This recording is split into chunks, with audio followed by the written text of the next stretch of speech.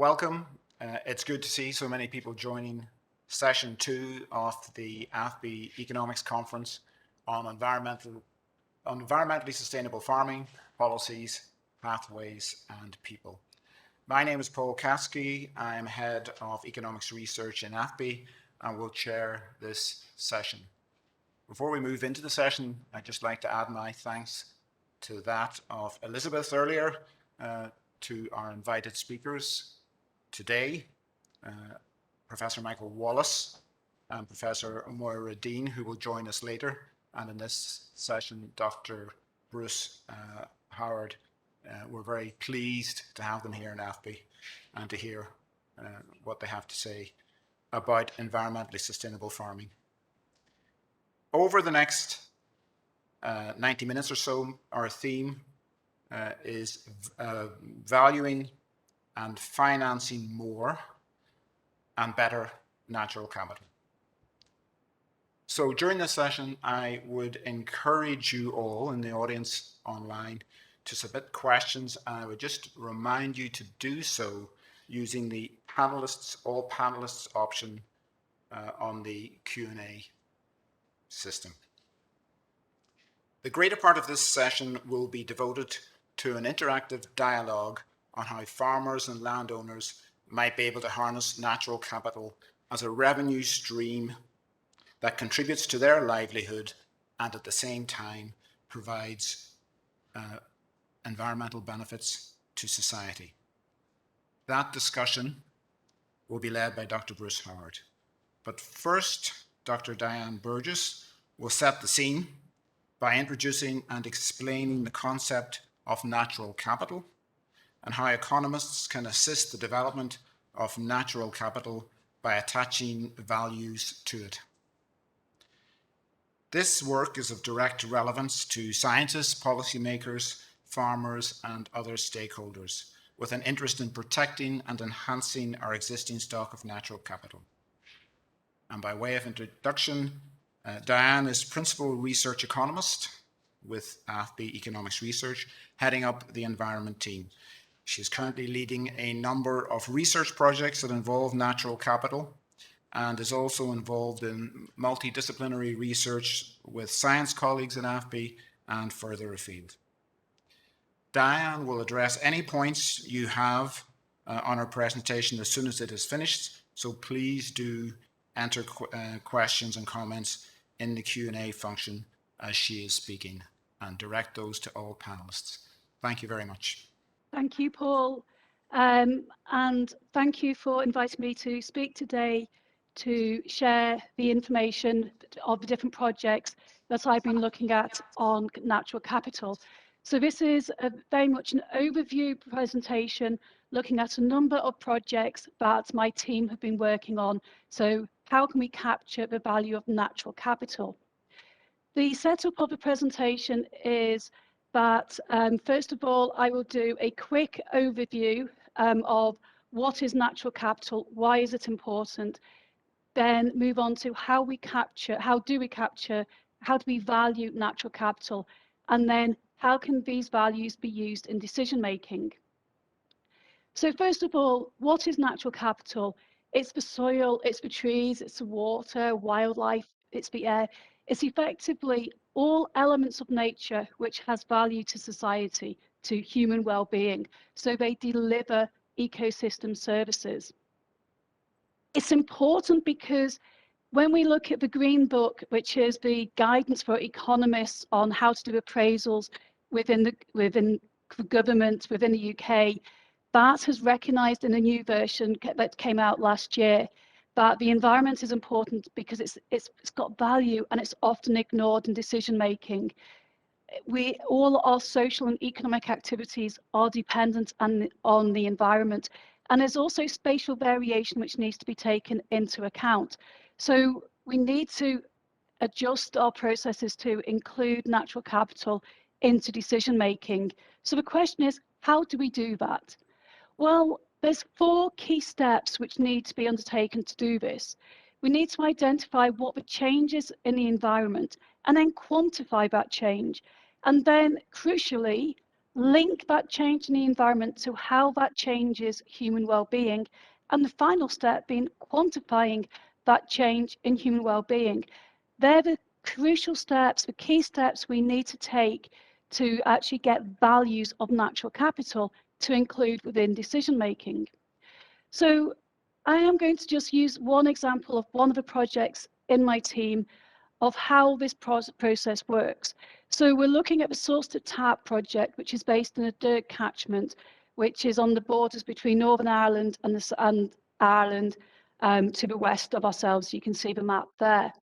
This is a drinking water catchment, which has got issues because there's high treatment costs for removing pesticides, colour and turbidity from that water to meet drinking water standards. And there's issues with exceedances of MCPA and a recognition of a need for capital investment. Consequently, there's been an Interreg funded project, a scheme called Source to Tap, which has a land incentive scheme whereby farmers are paid to change their behaviour, whether it's changing the type of pesticide, herbicide they use and how they apply it, and fitting in fences to keep cattle and other livestock out of the rivers to improve the river quality. So using this example, step one is identifying a change in the environment. So what's the impact of the land incentive scheme? So this will hopefully be a change in the levels of MCPA, colour and turbidity in the water when it reaches the water treatment plant. So step two is how do we quantify that change? So huge amounts of monitoring of MCPA levels has taken place in the catchment before the land incentive scheme was implemented, during and will continue afterwards to see how does it change. You've got a map on the left here which shows the different monitoring stations where water is sampled to capture the level of the MCPA. And this is taking place within the catchment and also within a control catchment to catch any other impacts on MCPA use out with the land incentive scheme. And as you can see on the two figures on the right-hand side, the levels of MCPA vary across time and also within the catchment itself. So it's not easy, it's highly complicated, and it's essential that we know how the quality of the water has changed to be able to put economic values to it. The next stage in the steps is step three, and it's identifying how the environmental change will affect human well-being. So looking here at water quality, we've got poor water quality on the left with improved water quality on the right-hand side. How will this change impact on human well-being? Three main ways. Drinking water, it'll be a lot cheaper to treat the water coming from this ecosystem than this ecosystem. And there's a lot more biodiversity, which you can see both within the water and around the water in terms of vegetation and flora and fauna.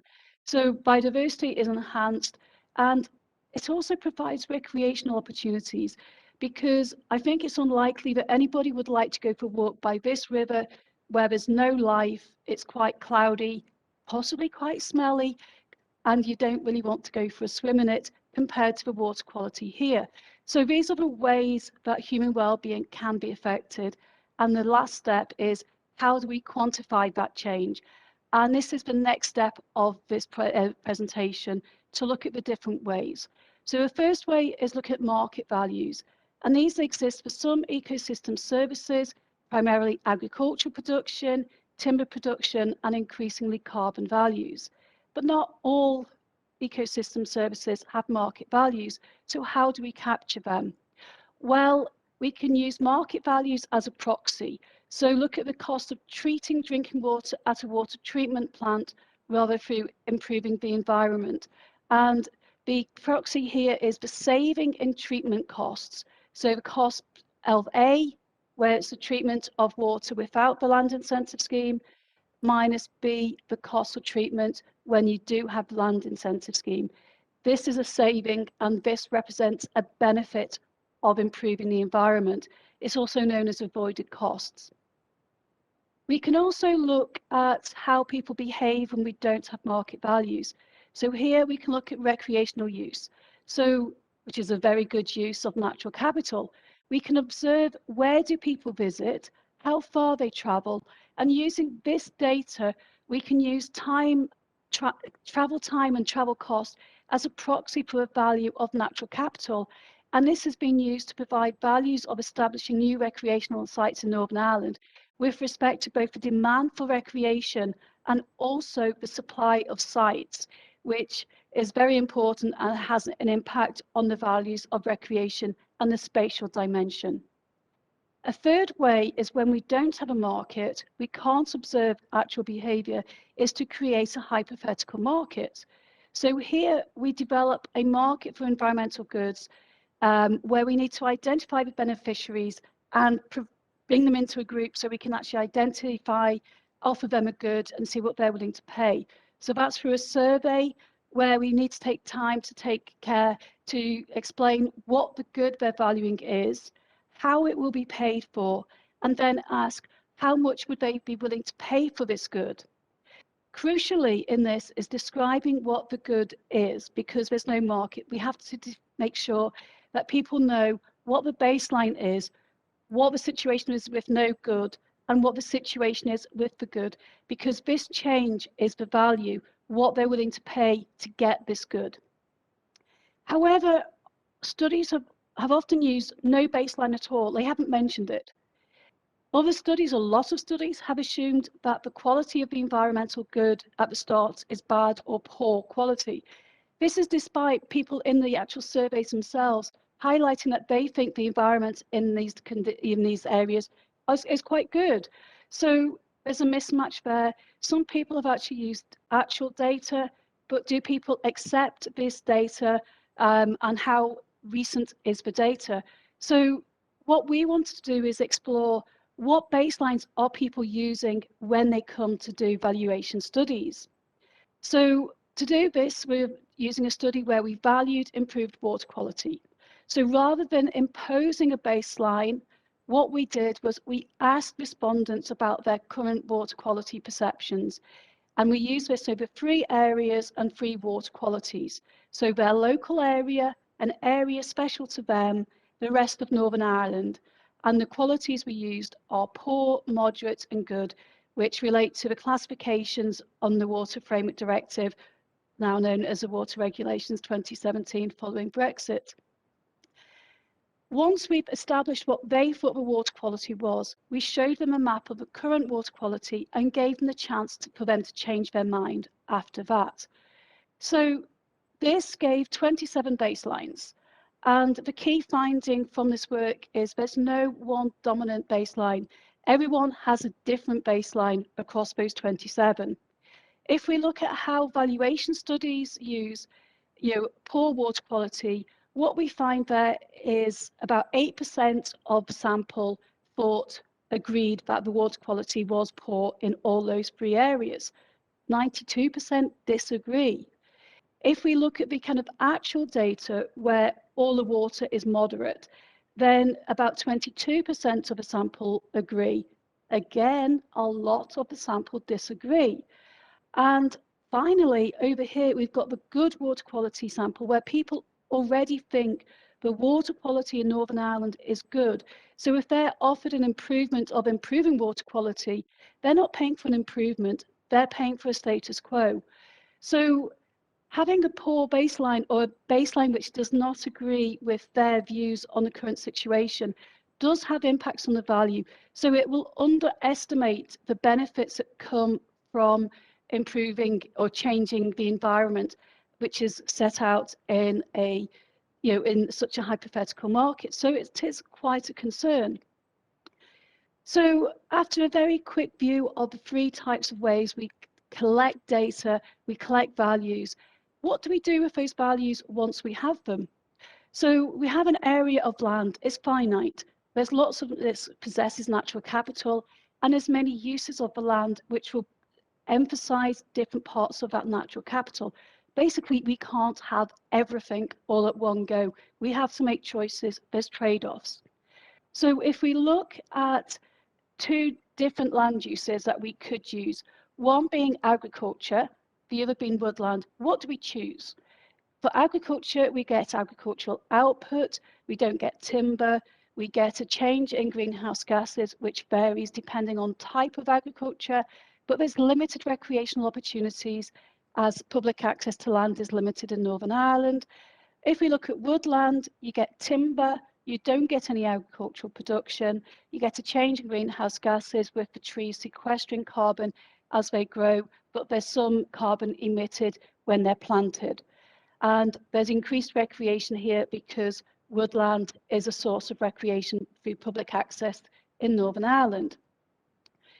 So what we did is create a land use model which assessed the benefits from agriculture and woodland with respect to these benefits. And we accounted for the spatial impacts by using a 5-kilometre grid square map, which you can see here. What did it show? What we did was looking for where would we plant additional trees in Northern Ireland. If we just focused on market values, then you end up with this result, where the vast majority of Northern Ireland, if you plant trees, it will be at a cost. The only areas where it's not at a cost is in the areas of poor agricultural land.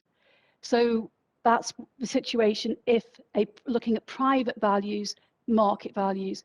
If you include the social values, so greenhouse gases and recreational benefits, then the situation changes. Planting trees in most of Northern Ireland is as it provides benefits, and the benefits are greater and more spread out across Northern Ireland as opposed to condensed in the poorer agricultural areas. So the pattern of where the trees should be changes, and there's more benefits from planting trees when you include these other benefits. So just moving on quickly to conclusions. First of all, for society, it highlights the importance of decision-making, of capturing those non-market values and including them in the decision-making process. Will it, should it result in a change in land use? It also recognises that economists, we have the tools to do this. It's not easy, but we do. And finally, on this one, it provides justification for changing policy, whether it's in woodland, whether it's recreation, whether it's an improving water quality. There's also conclusions here for economists. This highlights the importance of understanding both the change in the environment and how that impacts on human well-being, the baseline scenario. And it also recognises the need for interdisciplinary research. You know, I can't monitor MCPA in the catchment. We rely on our scientific colleagues to do that. And we talk to each other to make sure that we're recording, monitoring the right things. And we also recognise the importance of the perceptions of the respondent, not the researcher in this. And finally, big thank you to the environmental economics team, which is Catherine Glass, Graham Finney, and Maria Sakaru. This is work that I'm presenting on all our behalves. So thank you very much. Thank you very much, Diane, for a very interesting talk, setting the scene there in terms of how natural capital can be valued and incorporated within decision making, and also illustrating some of the methods that you have used yourself. From your presentation, if I just turn into the questions, it's clear that valuing natural capital is not a straightforward matter. What are the main challenges that you faced in implementing the valuation approaches that you've outlined to us? It really differs across the different methods that I highlighted. So if we look at the source to tap work, which is looking at the cost of using market values as a proxy by capturing the values of the rate of treating the drinking water. This relies on market data, but it depends how it's collected and finding out what the information is that you need and being able to create that relationship, which, as Kathy has found, is not straightforward. Within the hypothetical market, contingent valuation or choice experiments, beside, we're very much looking at people's responses to questions that we're giving them. So the information that we give them needs to be correct, and they need to believe, trust, buy into it. And the thing that we showed with these baselines, was that if you use the wrong baseline, we don't know how people will react to something. So if you know the water quality in your local area is really good, and this survey is telling you it's bad, how do you respond to a question asking you to value it? Do you abandon all your knowledge and accept what this survey is saying to you? Do you ignore the entire survey from that point on because it's a load of rubbish? I don't know. This is something that we'd like to explore further, not within a survey where there's issue of ethics by offering people a wrong baseline, but within focus groups where we can get people to talk, go through this question, and then ask, what did you think? What are you feeling? And explain why we're doing it. So it's to look at how we can get better data, and then you put it in. It's an ongoing work in progress. We're not there yet. There's always room for improvement. Thanks, Dan. In your second example about choices around land use, you gave a particular choice which was mainly an alternative between agriculture and woodland. Could that methodology be extended to address other decisions? We're planning to. This is a proof of concept model which we've developed, looking over the water at work that's been done by the University of Exeter.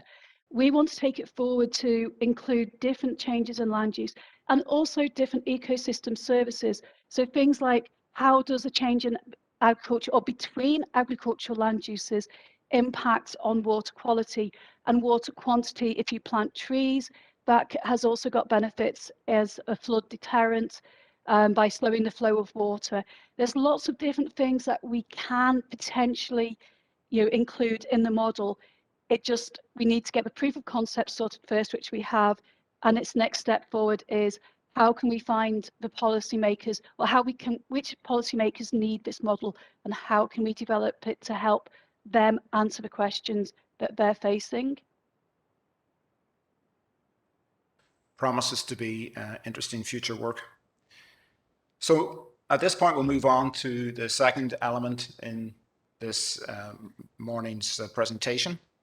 And we're very pleased to be joined by Dr. Bruce Howard, who arrived in Northern Ireland yesterday despite the bad weather and flight delays. During this session, Bruce is going to lead us through an exploration of the potential for farmers and landowners to generate a revenue stream from natural capital that they control. By way of introduction, Bruce is director of the Ecosystems Knowledge Network, a non-profit organization that he has led since 2011. The organization's mission is to equip people to deliver well-being and prosperity through a healthy natural environment. And it does this mainly by organizing events to share innovation, ideas, and best practice.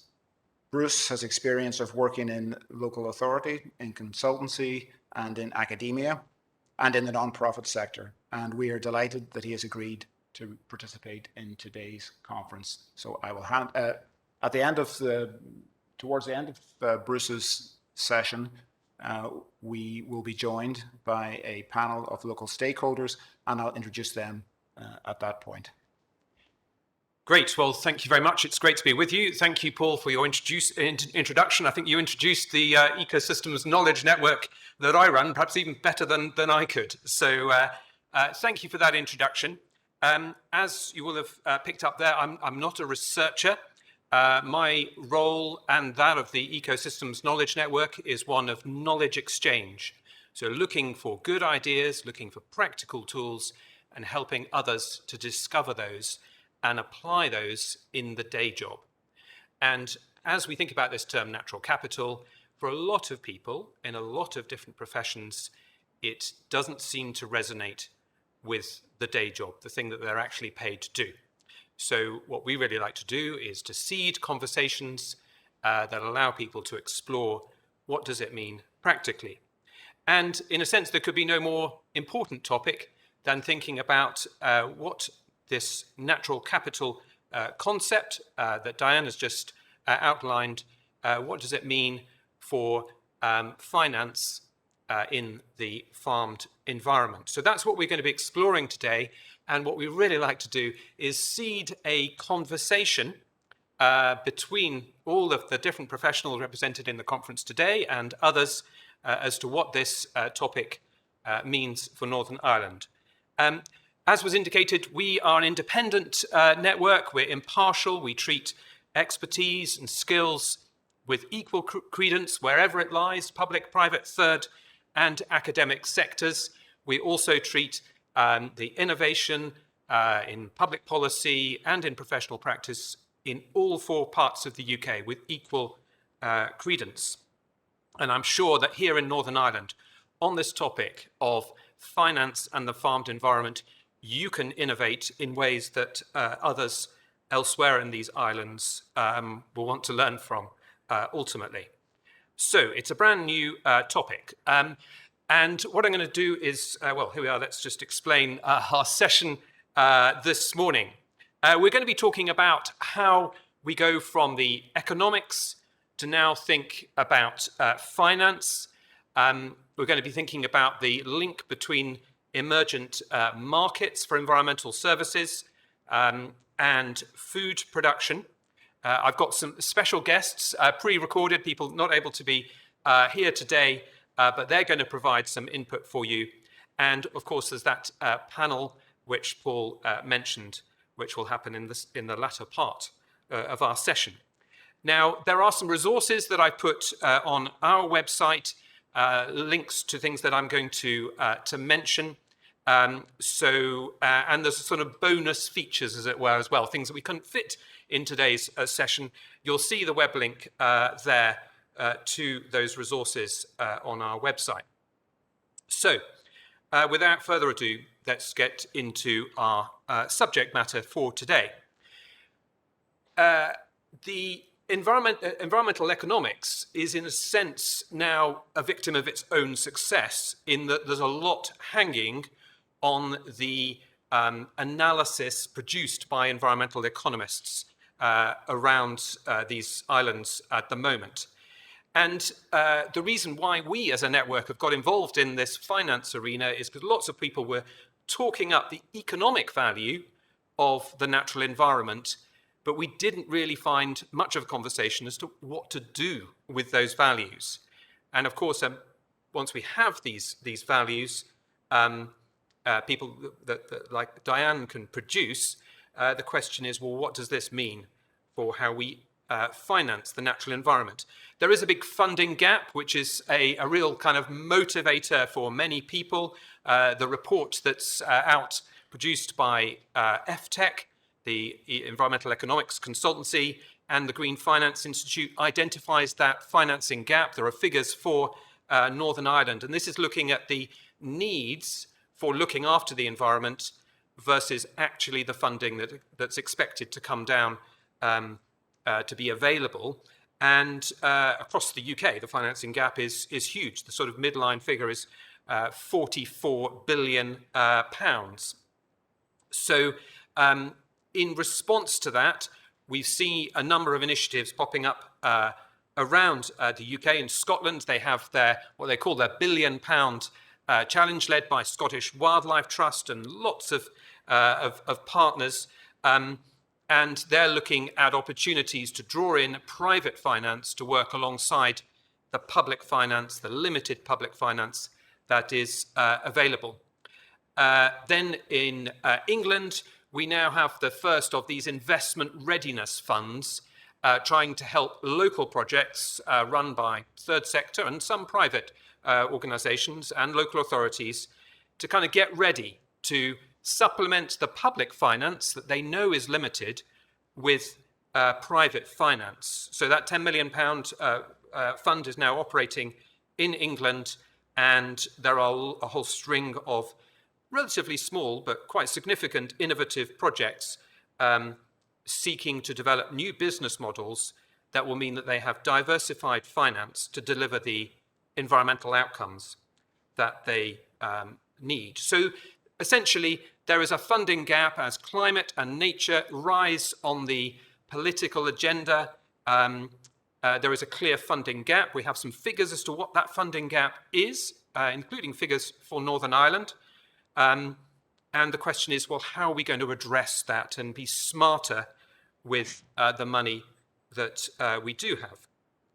So, as Paul mentioned, interactive session, and 2 points, this one and one other.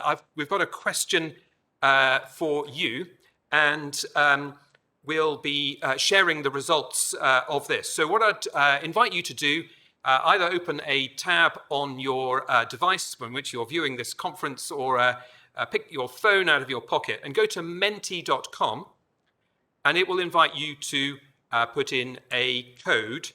And when you do that, you should then find that you can access the first of our polls. The role of private finance in achieving these outcomes here in Northern Ireland.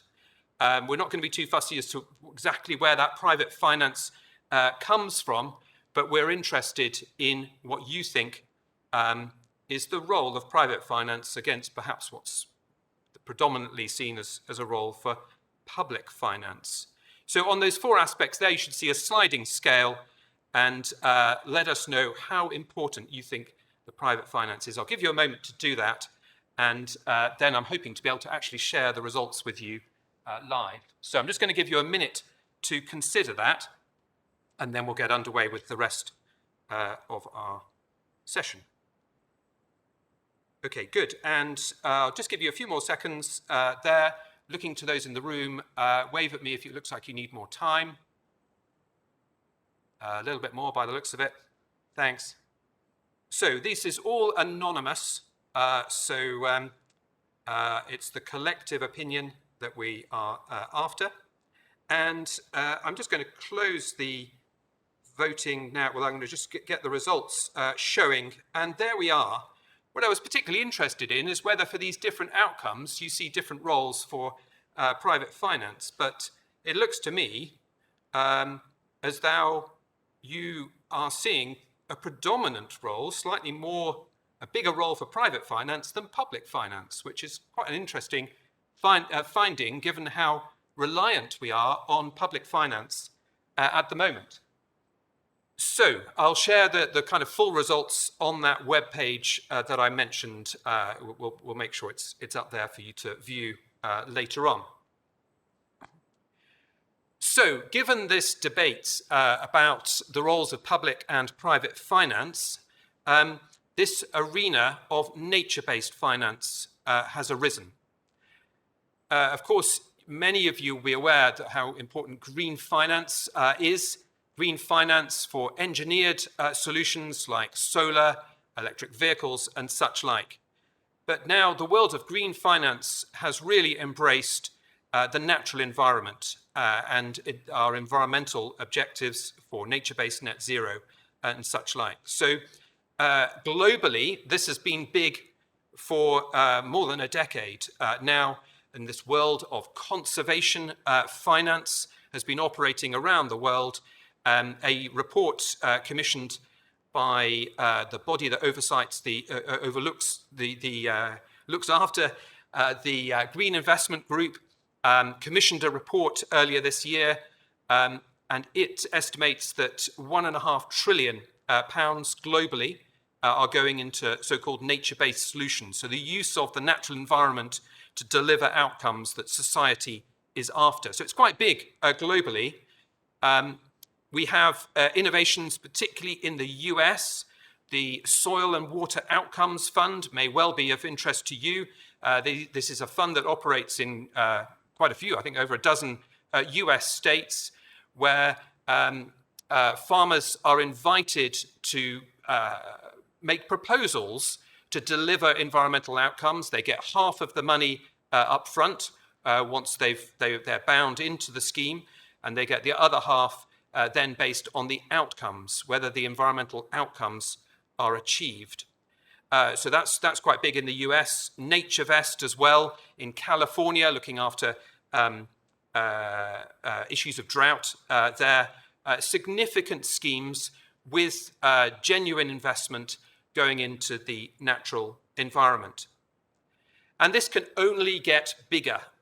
We now have a brand new task force on nature-related financial disclosure with some of our biggest financial institutions now working together to determine what are the risks on the investments that they make that can be traced back to the natural environment. But that focus on avoiding risky investments that might be in jeopardy should the natural environment deteriorate further, that will only drive interest in environmental restoration by these financial institutions. So the Task Force on Nature-Related Financial Disclosure is going to be working over the next 2 years, I think reporting in 2023, and expect that to drive financial services interest now in the natural environment. So green finance has really now embraced the natural environment itself. And to that end, I'm now delighted to introduce our first guest in this session, and that's Helen Avery, who's Head of Nature Programs at the Green Finance Institute. This is a special conversation that I had with her, wanted to bring her into this event, and you can begin to get from Helen now a perspective from financial services on nature. So if we can have recording number 1, please. Thank you. So I'm pleased to be in conversation with Helen Avery, Head of Nature Programs at the Green Finance Institute. Welcome, Helen. With so much opportunity in green finance, electric vehicles and solar power, why is the Green Finance Institute interested in finance for land and water and nature? It's a good question. So as you know, Bruce, we were set up to work with the private sector to mobilise finance to help the UK reach net zero. And if we want to reach net zero, then it's very clear that we're going to need to invest in nature restoration, peatlands, reforestation, afforestation, and nature-based solutions. So we recently commissioned FTech to identify the investment gap for key nature goals across the UK over the next decade, and found that we need an additional 44 billion to 97 billion pounds. That's just the decade ahead. And public finance is just not going to fill that gap. We need private finance. So nature-based finance is an integral piece of broader green finance ambitions, and you like investments in EV, batteries and infrastructure and retrofitting of buildings to become more energy efficient. There are a lot of barriers that need unlocking, policy levers, regulatory levers, lack of products, lack of knowledge, upskilling, capacity building. And there are a lot of reasons that these markets are undeveloped or small and that capital isn't really flowing. So we think there is a lot of demand and therefore a lot of opportunity for nature-based finance. And we want to support that growth. We don't invest ourselves, just so we're clear, we're not for profit, but we are here to convene and unlock those barriers and develop solutions and support through knowledge sharing. So we think it's a great opportunity. That's really helpful. You mentioned there's lots of interest in the financial services sector in nature-based finance. Can you point us to some particular parts of the sector that are most engaged? Yeah, I'd say it's massively taken off over the last 18 months with the finance sector. I think before that, the focus was very much on climate and really carbon emission reduction, and people talked about deforestation, but nature wasn't really part of the conversation. But I think there has been this shift from moving away from just thinking about climate mitigation and towards climate adaptation and delivering resilience. And I'm certain COVID played a part in shifting that focus. And with climate adaptation and resilience, you can't help but think about nature. It's sort of put nature in the spotlight. You've also had the light shone on biodiversity loss. There was that BES report, which was devastating in its outlook for biodiversity, for example. And that kind of led to the question of what does that mean for humans and the economy? So if you think about the timeline, you have that report, this sort of shift because of COVID towards thinking about adaptation. Then you have the Dasgupta review that came out earlier this year that really highlights the economic risks of biodiversity loss. And then in the middle of the year, you see, building on some of the great work of the likes of the Capitals Coalition, the launch of the Task Force on Nature-related Financial Disclosures. That's building a framework to allow businesses and the finance sector to assess and report on their nature-related risk. So in a nutshell, there's a real focus from the finance sector now on nature as it relates to risk. In the TNFD, for example, there are 35 members. You've got the largest financial institutions in there in the world: BlackRock, HSBC, Bank of America. So really well established now, this link between nature and risk, and how finance is interacting with nature. What we haven't seen as much of is the shift to focusing on investment in nature. It's really been sort of the domain, even just this sort of last couple of years, the domain of the risk managers within these institutions. We are seeing that investment side start to pick up. For example, the Natural Capital Investment Alliance launched, I believe it launched this year, and now has, I think, 12 members that are committed to moving $10 billion into nature by 2022, by next year. And there's an appetite you can sort of see to invest in regenerative farming, continuous cover forestry, water improvements, as well as sort of thinking about investing in the transition of supply chains. So it's happening, but it's still really nascent. I do still think that the focus is on the risk, but also I think it's worth saying that the TNFD framework that firms up in 2023, and as that gets closer, a lot of firms will be encouraged to invest in transitioning to nature positive. And I think that's going to sort of kick off a lot more nature-based investing. And of course, they're going to need the finance to make that transition. So nature-based finance should also emerge more as we get sort of closer to that 2023 deadline. Helen, thank you. Now turning our minds to the audience that we have, the conference today. I wonder if you could give us some indications as to how farm businesses and food businesses might engage with nature-based finance. Yeah, well, I think leaving the EU agricultural policy is extremely stressful, and there's a lot of uncertainty. But it has opened up discussions in the UK around this additional supplemental revenue streams from land, in addition to sort of food production.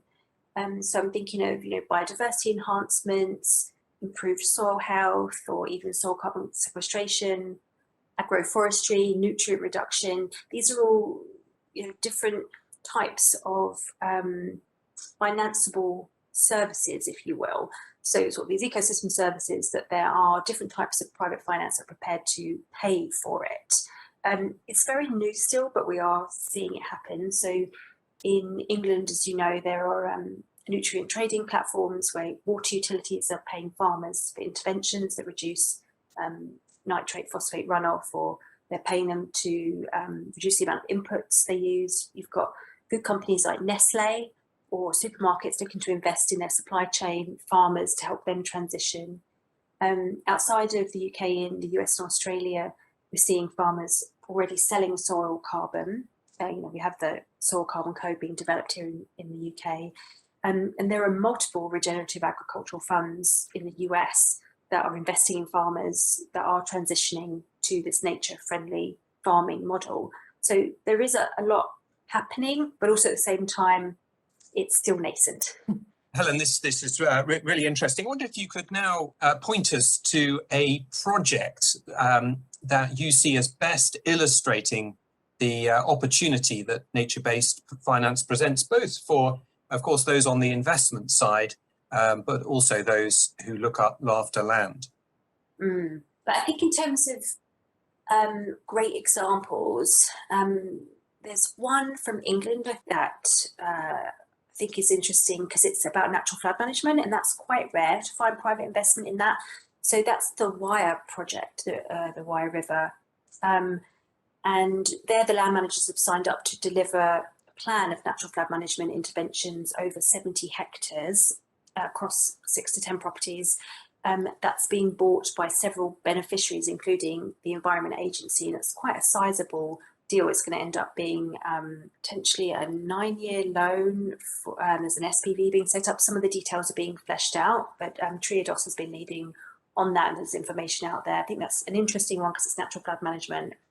The other one I like, so we actually launched today GFI Hive, which is like a knowledge sharing platform about financing nature, and we have a lot of in-depth case studies that we'll be putting up, and there's about 9 right now, but there's one that's going to be going up in the next week, so it's not even hot off the press, it's still at the press. And that's there's this thing in the Netherlands called AFBI, which I'm going to leave you waiting, looking for more there.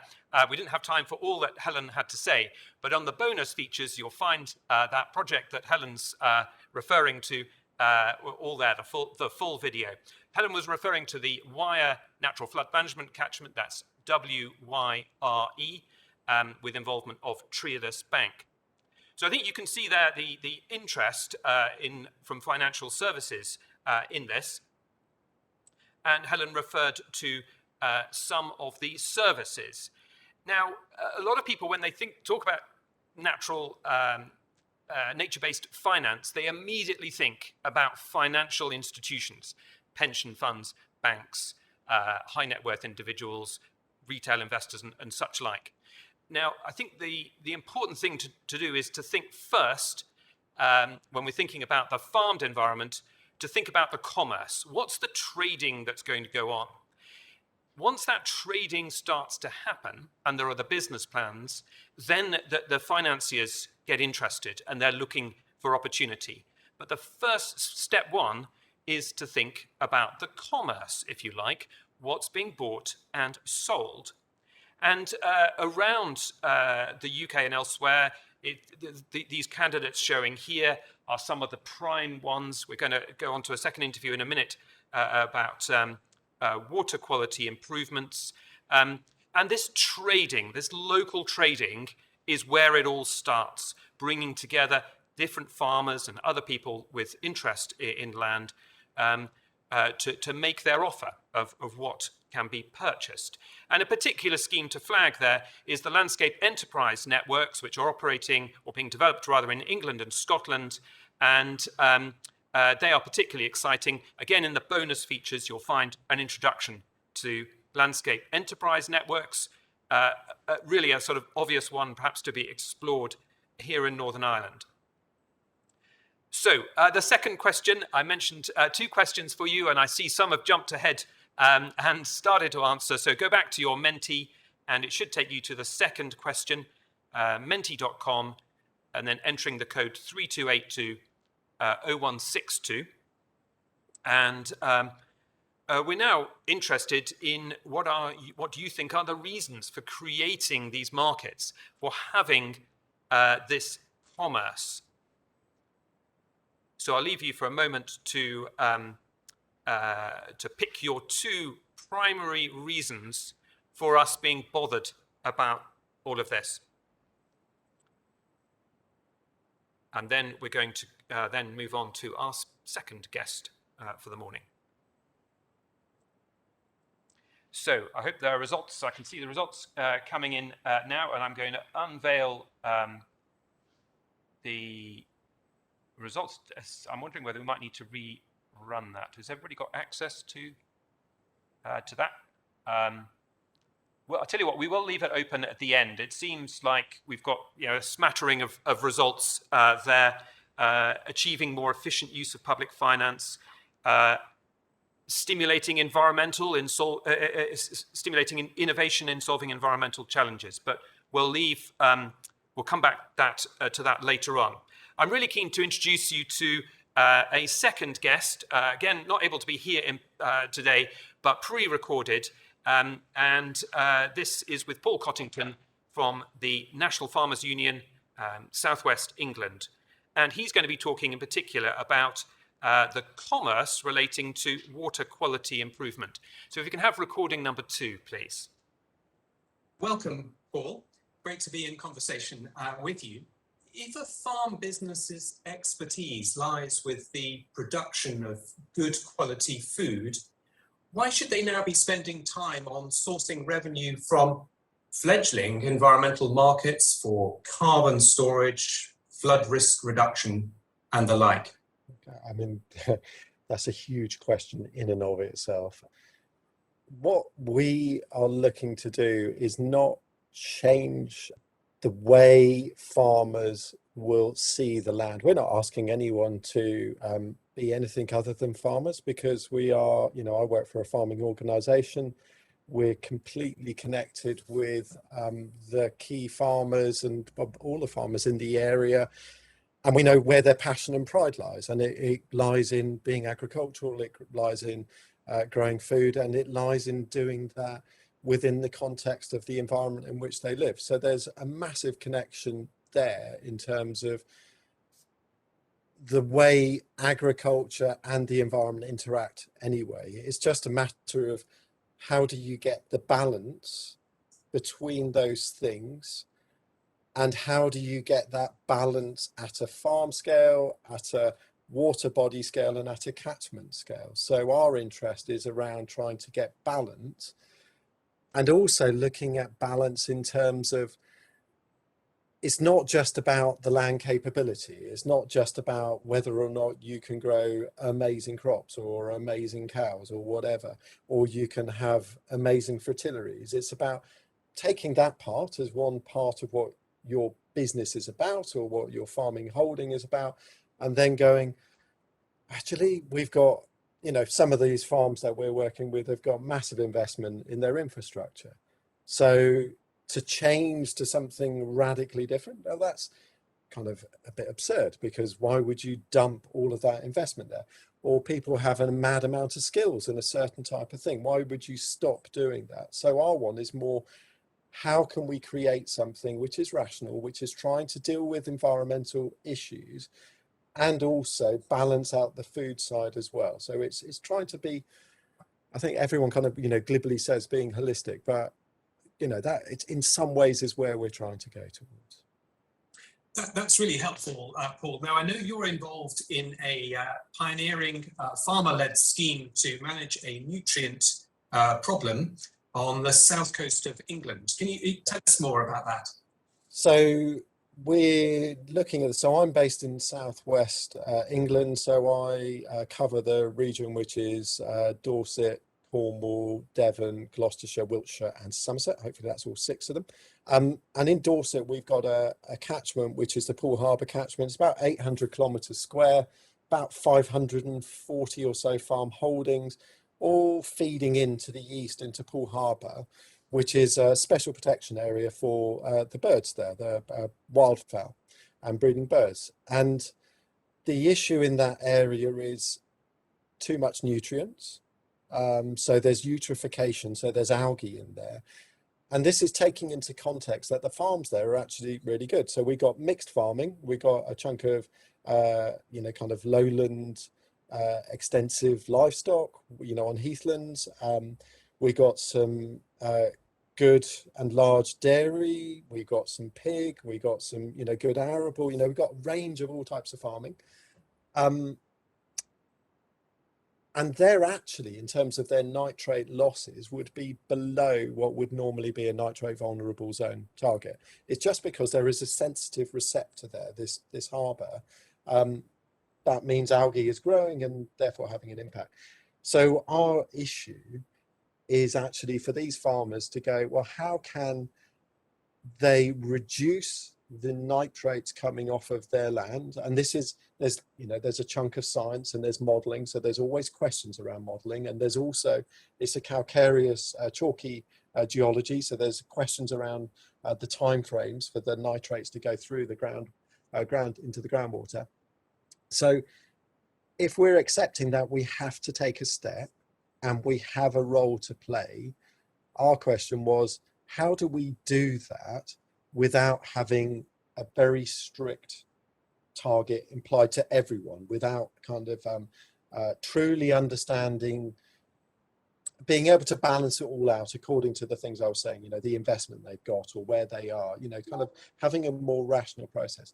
So our one is around, there needs to be a farmer solution. It feels better to have a farmer solution rather than a regulator's solution.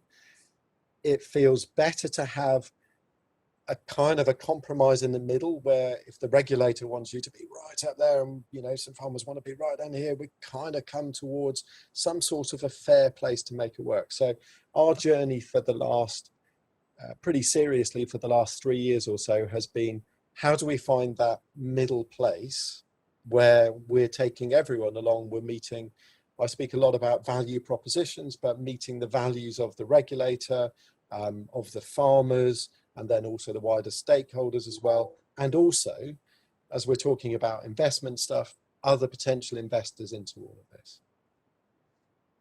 Great, well, thanks for that that overview. This sounds very interesting. I'm sure that the revenue is of interest, but what are the upfront costs of a farmer being able to make their own meaningful contribution to the balance of nutrients in a sensitive site like Poole Harbour? Okay, so I mean, it's a really good question, and it will vary according to the farmer, where they are, and, you know, what investment they've already made in their farming enterprise and what their farming enterprise is. But we will be using a nutrient accounting tool, and the good thing about a nutrient accounting tool is it can factor in a whole load of scenarios and measures that will have an impact on nitrate losses. And there's an understanding that it doesn't take in the totality of it all. And we'll be getting all of the people who will come into our approved scheme. So we're going through the process of creating an approved scheme with the regulator, which enables farmers to then work to what we call a glide path target. So we know that by a certain date, 2030, farmers must get to a certain target for nitrates, and slowly, as time goes on over the next 8-9 years, that gets harder. And I suppose the answer to your question is, there are some immediate things which are perhaps very cost positive to farms. So we know things like fertilizer spreader calibration is a cost positive type of things, but then there are certain things which will have a negative impact in terms of, will be a burden onto the farm. So potentially losing livestock, and it's interesting where new markets might be, but taking land out of production. So putting in woodland or something like that. So there will be a range of measures, some of which will be positive.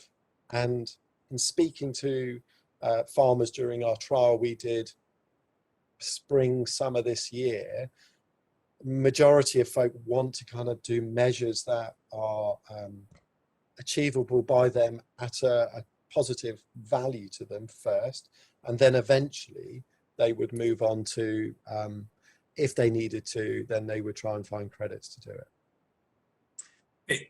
That's really helpful. As you indicated earlier, no two farm businesses are the same. But how significant could income streams around nutrient reduction be for there is more, again, farmers in the bonus, within this features catchment there where you're for working? the full interview, as it were. In terms of where do refer to the income webpage. Make sure that the there the will link be is put up partly some through later on. farm. So I'm going to just draw things to a close now before we assemble the panel and begin to think what some of these ideas mean for Northern Ireland. But before we do, the kind of schemes that Paul has been talking about do require an infrastructure, a market infrastructure. These trades can happen locally on a kind of ad hoc basis, but for them to make a difference across a land area like we have in Northern Ireland, it does need some coordination. The great news is that the Financing UK Nature Recovery Initiative is on it in terms of setting that framework in which these markets can take place. And I'm delighted that Sarah McGuigan is an integral part of the core group for Financing UK Nature Recovery. So there are the rules over additionality, the ways of measuring these outcomes, the intermediaries, and of course the standards as well, which underpin these markets. The good news is that the UK Farm Soil Carbon Code is in the making. and is expected, I think, the first launch next year. And you'll find, again, in your bonus features, a presentation by Matthew Orman, who's one of the people developing that code. So get the latest on the soil carbon code to see how it might apply here in Northern Ireland. So to bring it to a close, Paul's arrived, ready for the panel. I hope you've been able to see that these environmental markets are an opportunity if we set the right framework for them to flourish and avoid some of the risks that there are inevitably in all of this. There are, of course, pros and cons of participating in these markets and attracting investment from financial institutions, but that will be different for different types of farm business. At the moment, we're producing some guidance for NatureScot, for the diversity of land managers in Scotland. How does green finance apply, nature-based finance apply to them? But what I hope we've been able to do is start a conversation here about how the economic evidence that we are so good at can be turned into some financial innovation. So you'll see the link to the bonus features and resources there. I'm going to hand over now to Paul to invite up the panel, and looking forward to the discussion, how it all applies here. Thank you very much, Bruce. Fascinating exploration of the issues and very interesting conversations with people who are in the middle of it in England, and it'll be interesting to see how it develops and comes to Northern Ireland.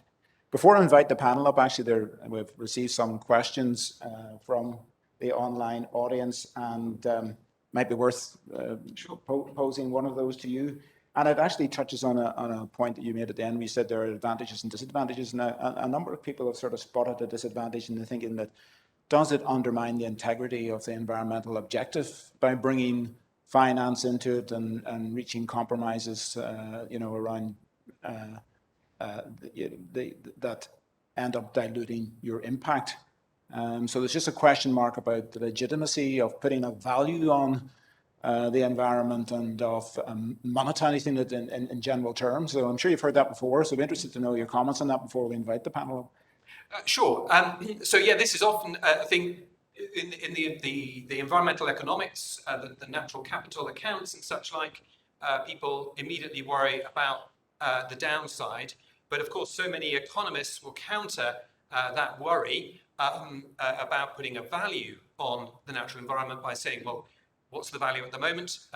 People like Dieter Helm and such like will say, well, the value's zero.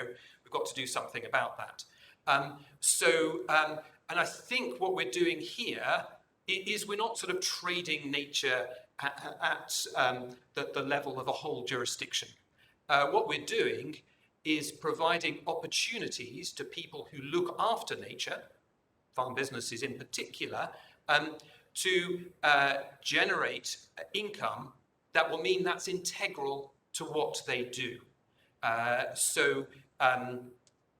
This isn't sort of some giant market with everything being up for sale.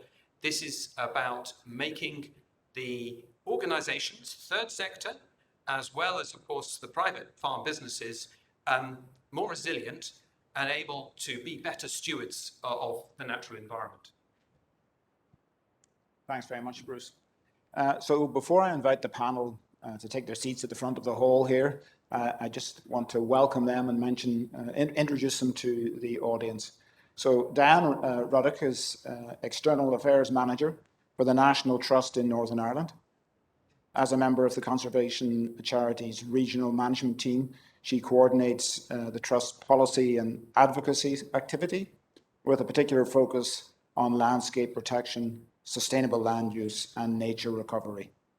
As the National Trust seeks to respond to the nature and climate crises, there is an increasing need to explore both new financial models and conservation management approaches, and a natural capital approach will play a key role in that future. Our next panel member is Russell Smith, a partner in KPMG Ireland. Russell leads KPMG Sustainable Future, the firm's dedicated climate and sustainability advisory practice.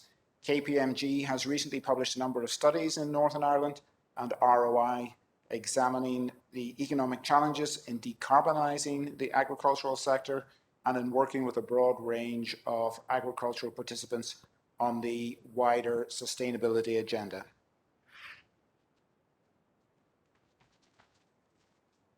Our third panelist then needs no introduction to a farming audience, as it's Mr. Wesley Aston, the Chief Executive of the Ulster Farmers Union. Wesley grew up and still lives on a small livestock farm in Market Hill, County Armagh. He started his career with the UFU in 1991, firstly as a policy officer before leading the UFU's communications team and more recently becoming Chief Executive. The UFU is the largest voluntary organisation representing farmers in Northern Ireland, and it aims to serve its members by promoting and supporting a vibrant and sustainable rural economy where agriculture is secure and pivotal to its future. So at this point, I'd like to ask the three panel members to come forward and take their seats. So the setup's a little bit awkward here, but we'll do our best for me to pose some questions and for the panel to answer and for us to contribute from the podium as well. So bear with us. And also we'll take questions that come in, and there have been one or two arrive. And I should say, actually apologize that in the hall, we don't actually see the Q&A stream on our screens. So there have been one or two questions posed earlier that the chair wasn't able to see and therefore missed, but we will try and come back to them at some point, perhaps after the event. However, to get this part of the session going, I'd just like to pose the same question to each of our panel members for an initial response. And that is, considering the nature-based finance that Bruce has outlined, what do you see as the main risks and opportunities associated with this approach for agriculture in Northern Ireland? Hello, and look, thanks for having the opportunity to speak today. Fabulous, session just passed there. Really great to hear the opportunities and pieces that are happening globally and across the UK and Ireland. There's a lot of regulation, obviously, on the climate agenda. One of the single biggest themes behind this regulation is about reorientating capital.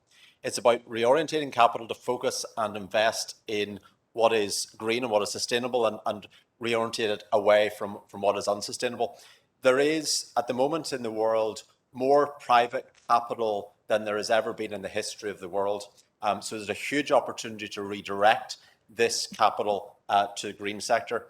Within KPMG, we're doing a lot in the area, and in the last 6 months, we have transacted over 2 billion of private capital coming into the island of Ireland. At the moment, that's primarily focused on renewable energy, wind farms and solar and anaerobic digestion.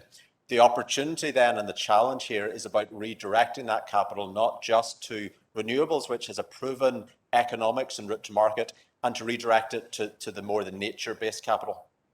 Ireland's and Northern Ireland's single biggest challenge in the decarbonisation agenda and sustainability is agriculture.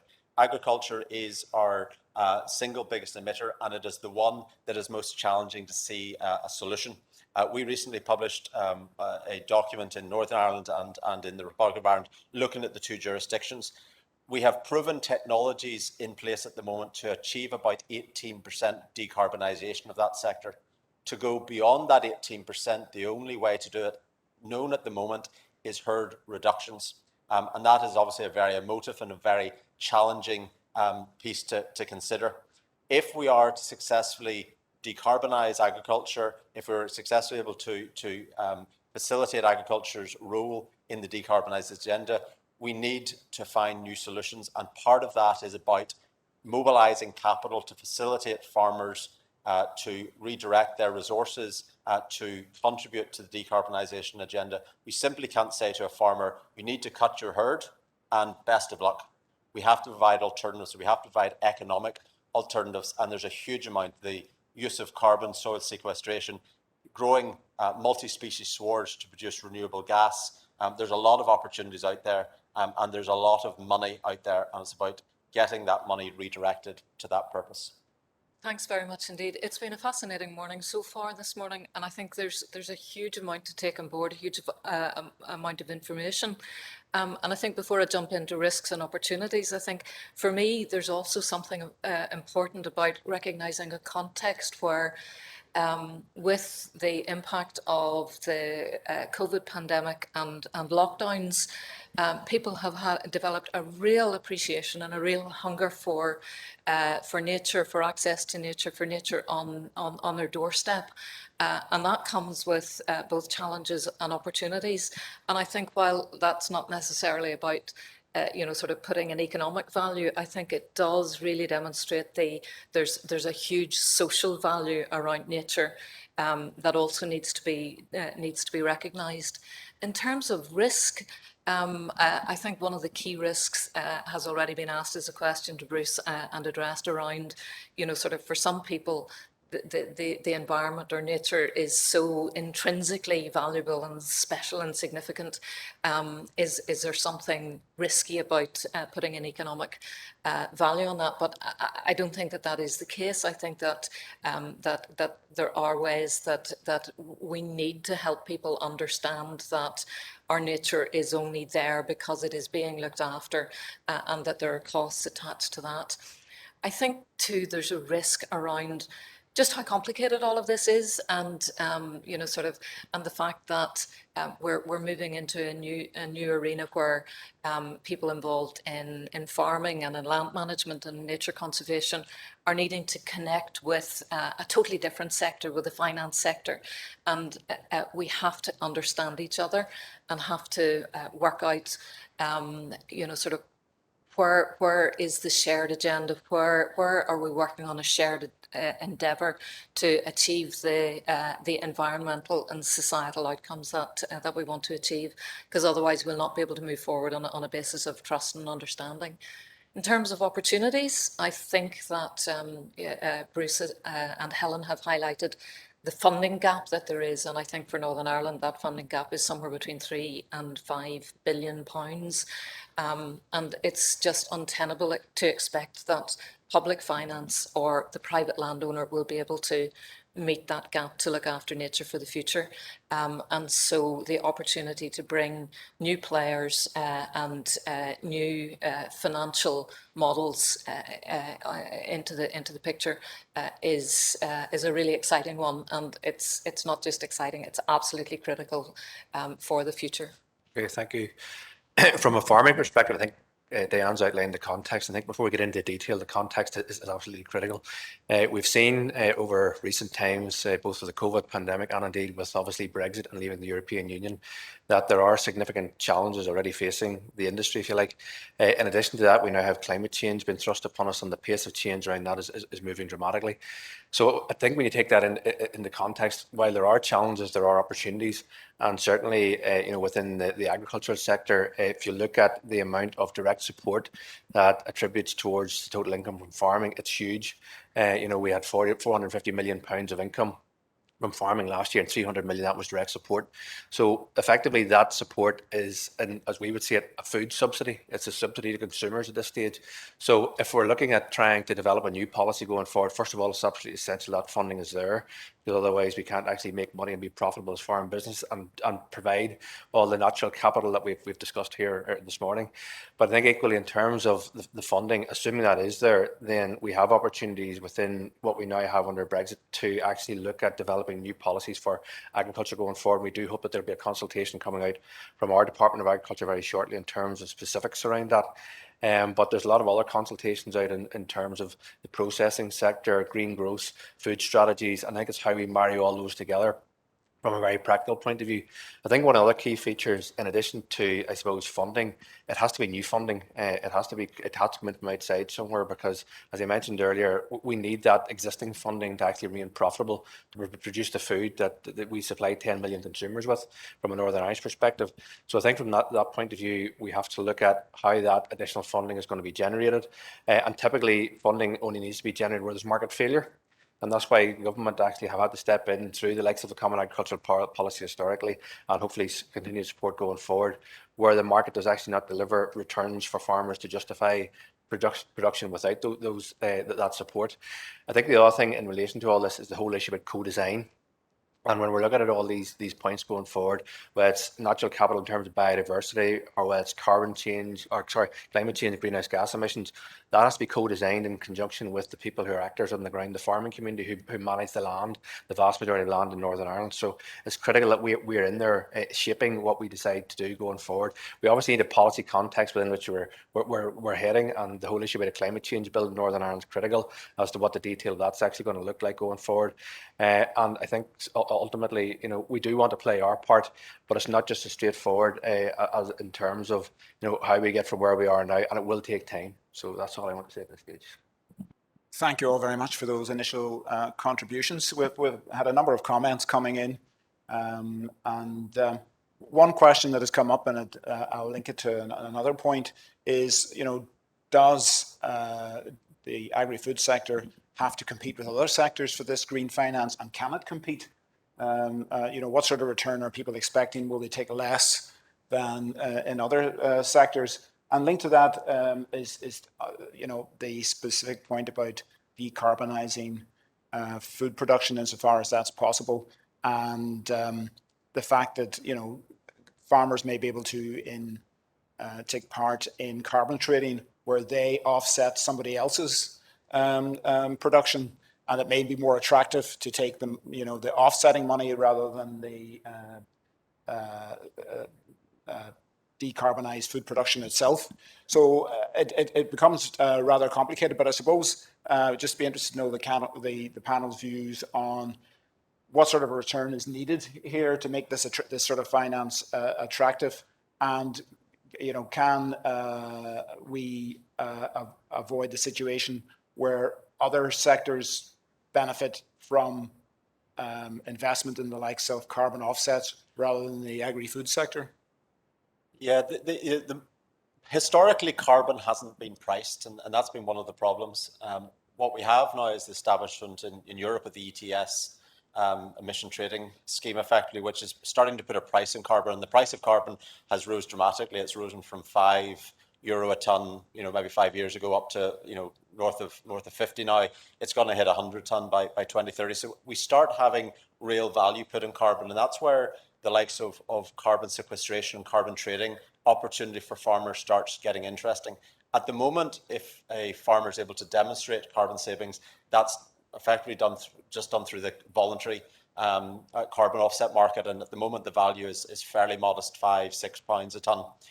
One of the tricks is going to be getting that carbon properly verified, properly quantified, and start bringing it into the proper carbon markets. And if we can start getting carbon valued, to its real value to the globe, you're going to start seeing real value being created, and farmers that are already supporting the decarbonised effort through soil carbonisation but aren't able to actually quantify it, that's where you're going to see a lot of interest. A good example of a real project that we've been involved in is working with Quilta. So Quilta is the Irish Forestry Service. They've recently created green bonds, and we're supporting them in the verification of their methodologies in carbon offset. And what they've successfully done is crowded in private finance. So they have successfully got AIB Bank, and they have invested in effectively green bonds, which are being used to create new incremental forests. And that's a good example of real private sector money coming in to support new incremental investment in natural capital. And that's exactly what we want to see more of. What's interesting is corporates historically were very uninvolved in this issue. If we went back 5 years ago and asked CEOs globally, it wasn't even on their top 10 list of issues. It went to number 3 last year, and it's now number 1 in our global survey. So this is now at the top of global CEOs' issues. And the change here, and why this is no longer just a CSR issue, is because they see real economic impact. Corporates recognize that if they're on the wrong side of this agenda going forward, there will be real economic consequences. So the concept of bringing economics in, of valuing and of economic consequences, is going to be key to mobilizing the capital in this arena. Thanks very much, Russell. I think in the interest of time, I'll just try and direct questions to individual panel members. So there was a question that actually came in from a participant that's directed at Wesley, and that is, does he see the potential or an interest in Northern Ireland farmers organising themselves and taking forward a farmer-led initiative like we heard about in the southwest of England in order to address an environmental problem? I think certainly I mentioned earlier about the whole issue of co-design, not necessarily co-design across a widespread Northern Irish context, but equally in a localised context, and where there are specific issues that can be addressed at a local level, then certainly talk to the farming community in that area. And we, the Derg Valley catchment was a clear example of where that was done in relation to water quality. So I think from that point of view, if there are issues, come and talk to us, and we want to play our part in that going forward. So co-design is absolutely critical, and we do see more opportunity for that. One of the things that strikes me is that, we've heard about funds being set up and large sums of money being potentially on the table, but, individual farmers accessing that money is going to be a challenge. Do any of the panelists have any views, or perhaps Bruce might have some experience of making that connection between the money that may be available and is increasingly important to bring about change, and how farmers actually access? I might just throw one suggestion into the mix based on experience that we've had in the National Trust Across the Water, where sometimes it's, now this generally refers more to kind of public funding, but sometimes it's not necessarily possible for the private landowner to access certain types of fund or grant, but a conservation charity is set up in such a way that it can do, and then can, can work in partnership. We do have some good examples in England, Riverlands project, which is a series of catchment scale approaches to flood alleviation and biodiversity restoration on a scale that involves a wide number of landowners, and it's also pulling in funding from public funds, from lottery funds as well, but it's also then able to benefit a number of private owners. It's absolutely not the direct solution that we need, but it's perhaps a step in that direction. Bruce, if you got to, sorry, I have to wait for the microphone to come to me before I speak. Bruce, do you want to add something on that? Yeah, just to say, as Wesley's mentioned, this co-design is important, but actually the direct involvement of farmers in these new legal entities, which are kind of at the heart of trading, is really important. We can see that obviously in Dorset, Poole Harbour. Paul Cottington mentioned this SPV. That's basically a new legal entity that the farmers are kind of set up, so they're directly involved in it there. Also in this wire catchment that was mentioned in Lancashire, another new legal entity is being set up. There is actually by the Rivers Trust, but the farmers are kind of closely involved in that. So it is possible. The governance of these transactions is obviously really important, but it is possible for it to start locally with direct involvement of farm businesses. It then perhaps just needs a bit of scaling up as to how you work across multiple catchments to deliver enough of a big enough offer for financial institutions to get involved. Okay, thanks very much, everyone, for that. There's still a number of comments coming in concerning that organisations outside agriculture will push agricultural concerns out, and that it'll be other sectors that offset their activities without seeing real emissions reductions or environmental benefit, a sort of greenwashing. Do the panel have any concerns about that? Anybody?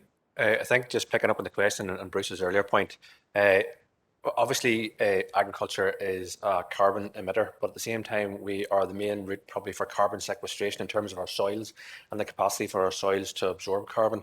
We mentioned peatlands earlier, and we are pleased that our Agriculture Minister very recently announced a soil health scheme coming in, rolling out across Northern Ireland for the next 4-year period. Will actually quantify not only sort of the carbon that we hold in our soils and our hedges, but also water flows and things like that going forward. So I think we need a baseline in terms of what we actually have in the first place, and then we need to look at how that changes over time and how we actually build up hopefully carbon in the soils. I think from that perspective, then we certainly want to make sure that that is credited to the farming industry, as everybody's all too quick to point out the emissions coming from cattle. But what about the actual sequestration that we do? And we have to get that offset against the emissions that we actually produce and net it off. So from that point of view, we want to make sure that we're in there playing our part in that. And I mean, we are obviously at a very early stage in terms of carbon trading, and we are concerned that somebody somewhere will come in and try and take our carbon credits effectively from us. But it's important that we play our part in that, and that it's properly rewarded to those people that actually do the work and sequestrate the carbon. So yes, it's a big issue going forward. Obviously, the market will push through that as well, but I think it's fundamental at this stage. But we're a small place in Northern Ireland. We do all talk to each other, and I think the fact that we are at this sort of key juncture in potential change, that now is the time that we need to move on this. And I'm optimistic about where we can go here, provided we all sort of head in one direction and actually sort of ultimately get the market to work with us. Yeah, like it's a really good question and pretty topical in some of the areas we've been looking at. There is a risk if you do not undertake some of these environmental projects correctly that there'll be unintended negative consequences. So a good example would be an area we do a lot in is anaerobic digestion. If you had an unconstrained introduction of a AD sector where farmers were encouraged to significantly increase the volume of grass silage production, and that led to, for example, a significant increase in nitrogen application or fertilizer application on the land, what you could have is the agricultural sector producing a renewable gas, which is used to decarbonize industry in another sector, but actually you increase the emissions in agriculture. So, what you have to do is be careful that you don't have these negative unintended consequences. We released a paper which we co-authored with the Douth Research Farm a number of weeks ago, looking at how you can use the use of multi-species swords, the use of digestate instead of nitrogen. Agriculture can decarbonize other sectors while also decarbonizing itself. So it's definitely a risk if not done correctly. Thank you both for those contributions. I won't ask, there's a point has been made by Wesley already about the new initiative that is underway in Northern Ireland on soil health and nutrient management, and an extensive baselining exercise. And a number of contributors have referred to that, and the issue of how do we measure things, how do we assess improvement if we don't understand and have good baselines on which to work, and we don't understand the mechanisms in play. So I think the answer to that is more is required, and that will require significant investment. And I don't think, I would ask the panel about that, because unless they have something specific to say, because I think basically we're probably all on the same page there, that it's a key part in seeing change, and also in attracting finance, is that, the people who make these investments can actually see and quantify the benefits that arise from it. I have a final question to the panel, but before that, I just want to go back to Bruce to say if there's anything he wants to add, or did the final Mentimeter question ever materialize, or anything else by way of concluding remarks? Safe to say that the Green Finance Institute and the Ecosystems Knowledge Network are very keen to support the dialogue here in Northern Ireland, whether that might mean certain pieces of analysis that need to be done, convening meetings, whatever it might be. We're really keen to support the dialogue here. The Mentimeter, if you go to menti.com, if you want to reflect on the questions over lunch, and then I will make sure that the final results are up on the webpage of ours. The code 32820162, and we'd love to share your sort of collective view on environmental markets. So thank you. Thank you very much, Bruce. So the final question to the panel then is, on a scale of 0 to 5, where 0 is low and 5 is very high, how important do you think the types of private finance that Bruce has described could be to the future of agriculture in Northern Ireland? Yeah, well, let's go at the extreme. Let's say 5. It's just not going to happen without the mobilisation of private capital. Public capital is an important component at the moment, but the level of change we need, certainly in the agriculture sector, is such that the private sector capital has to be mobilised. You know, globally, we're talking about a minimum of 100 billion a year just to even move this agenda forward. So we're talking massive sums. Thank goodness we probably don't need to mobilise quite that much just within Northern Ireland. But the private sector is more aware of this issue, than they ever have been. They want to find ways of deploying capital into this, and it's about us setting up the structures to enable that capital to come in to demonstrate the benefits that they recognise that the climate agenda means they have to embrace. I'm a 5 as well, because I think the scale is such that we have to set our sights at that, and I think that the need in terms of all of us working together to address both the climate and the nature crises in ways that are going to benefit all of society is such that we have to bring that private sector funding into play as well. And but I think based on what we've heard this morning, and the willingness of people to address these really challenging issues, I think that we can be optimistic about the future, and that there's real opportunity and challenge, but we can overcome the challenge. We're all in total agreement, I think, in the panel here that yes, it's absolutely essential, and not just from the availability of capital, but I think in terms of timescale, because if you're waiting on governments doing something, it takes absolutely ages, whereas I think the markets will move a lot quicker. So I think from that point of view, we're all in total agreement that it has a big role to play, and it'll happen more quickly if it gets involved. Thank you all very much. Well, on that note of consensus, I think our session needs to come to an end because we've run out of time on what was a very interesting debate. I'd like to thank the 3 expert, I'm going to call them, panel members who participated. They have a huge amount of knowledge in this area and interesting perspectives which they brought to their very thoughtful responses.